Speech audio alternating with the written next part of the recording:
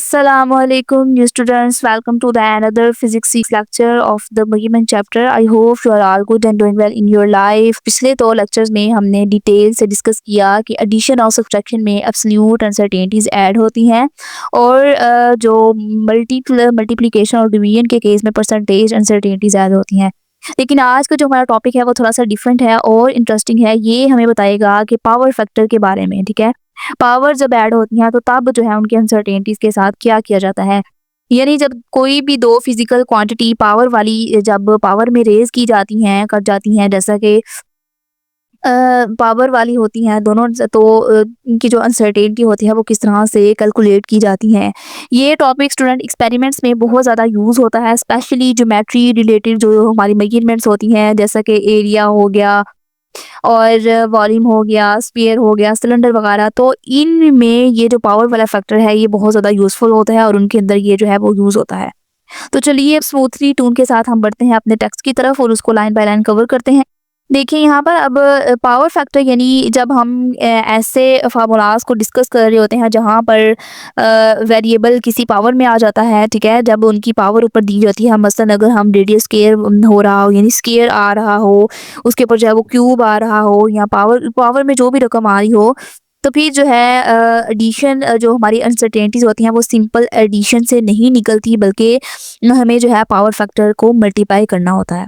ठीक है, तो चलिए देखते हैं यहाँ पर the percentage uncertainty is multiplied by the power factor in the formula. यानी जो परसेंटेज अनसर्टेनिटी होती है उसको फार्मूले में मौजूद जो पावर फैक्टर होता है उससे मल्टीप्लाई किया जाता है। अब यहाँ पर मेन रूल बताया गया है कि अगर कोई क्वांटिटी किसी पावर में रेज की गई हो तो अनसर्टेनिटी भी उसी पावर से मल्टीप्लाई होती है।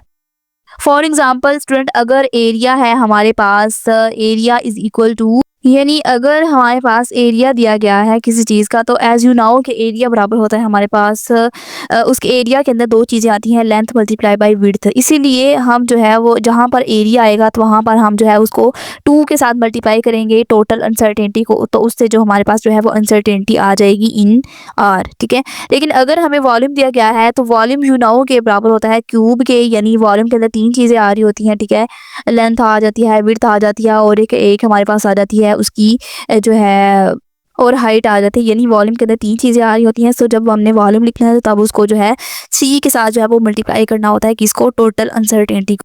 यानी जो पावर फैक्टर होता है वो टोटल अनसर्टेनिटी को बढ़ा देता है, क्योंकि जो हमारा वेरिएबल होता है वो कई बार खुद से जो है वो मल्टीप्लाई हो रहा होता है। आगे यहाँ पर एग्जांपल दी गई है, for example the calculation of the cross sectional area of a cylinder of radius r is equal to 1.25 centimetre using the formula for area a is equal to pi r2। मिसाल के तौर पर अब यहाँ पर स्टूडेंट एक cylinder का जो क्रॉस सेक्शनल एरिया है उसको निकालने के लिए अब हमें यहाँ पर जो है फार्मूला दिया गया है। फार्मूला क्या दिया गया है, a is equal to pi r square. ये अब प्रैक्टिकल एग्जांपल है ताकि रूल जो है वो हमें अच्छे से समझ आ सके। हम रेडियस जो है वो मेजर करते हैं वर्नियर कैलिपर की मदद से और हम जो है वो अपना एरिया फाइंड करते हैं इस फार्मूले से पाई आर की 2 से। अब यहाँ पर आर स्क्वायर से मुराद ये है कि जो रेडियस है वो खुद से मल्टीप्लाई हुआ है 2 टाइम। यानी जब रेडियस को 2 दफ़ा एक दूसरे के साथ मल्टीप्लाई करेंगे तो उससे जो है वो हमारे पास आर का स्क्वायर आएगा, यानी पावर फैक्टर कितनी है 2। लिहाजा जो रेडियस है वो खुद से मल्टीप्लाई हुआ है, लिहाजा जो अनसर्टेनिटी होगी उससे भी जो है 2 टाइम जो है वो मल्टीप्लाई होगी। जो हमारी अनसर्टेनिटी होगी वो क्या होगी, 2 से मल्टीप्लाई होगी, तो फिर ही जो है हम इसको कंसीडर करेंगे, क्योंकि पावर फैक्टर के केस में क्या होगा, जो अनसर्टेनिटी होगी वो किसके साथ मल्टीप्लाई होगी, पावर फैक्टर के साथ, जैसे कि हमने ऊपर रीड किया। सो इसीलिए hence A is equal to 2 multiply percentage uncertainty in the resistance। लिहाजा जो हमारी एरिया की वैल्यू है, जो हमारा एरिया निकलेगा वो इसलिए जो 2 के साथ मल्टीप्लाई अगर होगा टोटल परसेंटेज अनसर्टेनिटी, तो फिर उससे जो है वो हमारा टोटल जो अनसर्टेनिटी है वो निकलेगी। अब यही यहाँ पर मैथमेटिकल रूल हमें बताया जा रहा है कि जो हमारा पावर फैक्टर है वो डायरेक्टली जो हमारी अनसर्टेनिटी होती है उसको बढ़ा देता है। यानी अगर रेडियस में थोड़ा-सा एरर मौजूद हो तो चूँकि वो स्क्वायर हो रहा है, यानी उसका स्क्वायर है वो 2 दफ़ा चीज़ आ रही है, तो जो हमारा एरर है वो भी दुगना हो जाएगा। इसीलिए प्रिसाइज़ इंस्ट्रूमेंट की ज़रूरत होती है ताकि जो पावर कैलकुलेशंस में भी एरर्स जो है वो कम से कम रहें। ठीक है? आगे देखिए यहाँ पर as the uncertainty is multiplied by the power factor, के जो अनसर्टेनिटी होती है उसको पावर फैक्टर से हम क्या कर रहे होते हैं, मल्टीप्लाई कर रहे होते हैं।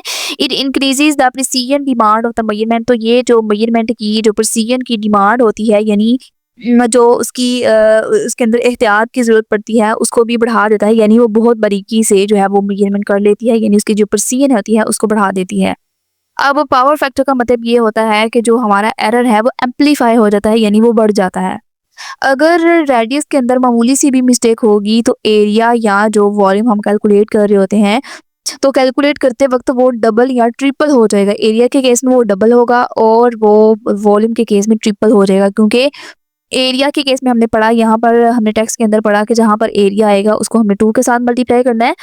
लेकिन अगर वो वॉल्यूम होगा तो उसको हमें 3 टाइम मल्टीप्लाई करना है, यानी वो एरिया के केस में डबल और वॉल्यूम के केस में ट्रिपल हो जाएगी।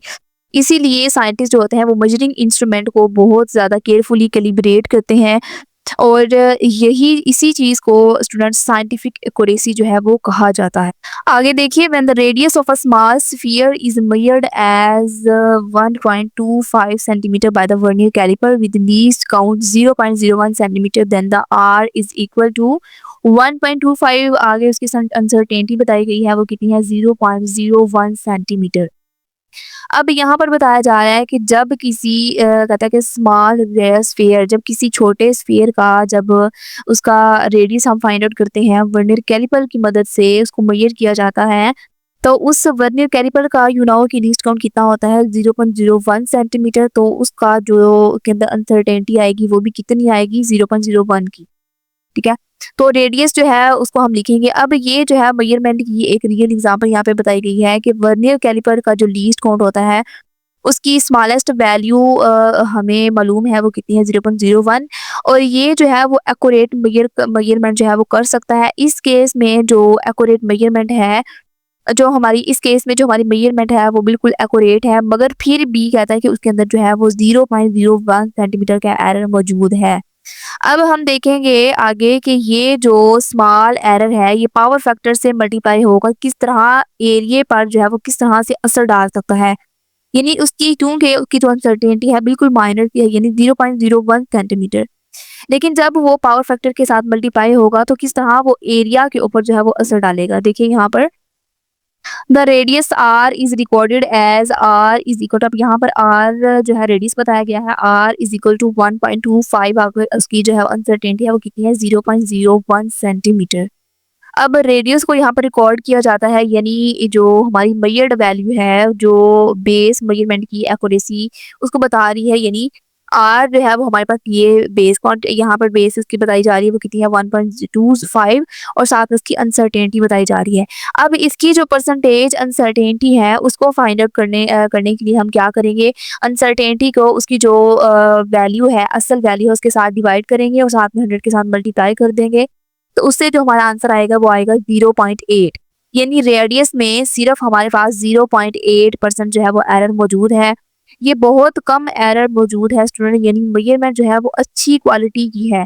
जो हमने मेजरमेंट दी वो बहुत अच्छी क्वांटिटी की है, लेकिन चूंकि रेडियस जो है वो हमारा स्क्वायर्ड में है, आप फार्मूला को देखिए, रेडियस चूंकि हमारा स्क्वायर्ड में है इसीलिए जो हमारा एरर है वो भी बढ़ जाएगा और जो अनसर्टेनिटी है वो डबल हो जाएगी, क्योंकि रेडियस ने अपने से जो है वो एक दफ़ा फिर से मल्टीप्लाई होना है और रेडियस स्क्वायर्ड में है, तो जो हमारी अनसर्टेनिटी है वो भी डबल हो जाएगी। देखिए यहाँ पर total percentage uncertainty in area A is equal to 2 multiply 0.8, यानी जब हम लिखेंगे आर, हम जब फाइंड करेंगे तो उसमें जो हमारे पास आर है, चूंकि उसका स्क्वायर है इसीलिए जो है वो उसके साथ मल्टीप्लाई हो जाएगी 2 के साथ, तो उससे जो आंसर आएगा वो आएगा 1.6%। यानी और एरिया की जो टोटल परसेंटेज अनसर्टेनिटी होगी वो कितनी होगी, 1.6। अब जो 2 फैक्टर है, क्योंकि इसका पावर फैक्टर 2 है इसलिए अनसर्टेनिटी के साथ ही मल्टीप्लाई हुआ और मल्टीप्लाई होने के बाद 1.6 जो है वो फाइनल अनसर्टेनिटी बन गई। यही जो पावर फैक्टर है, यही पावर फैक्टर का जो रूल है वो प्रैक्टिकल का प्रूफ है, यानी जो स्मॉल एरर है वो भी डबल हो गई है क्योंकि वेरिएबल जो था वो हमारा स्क्वायर था।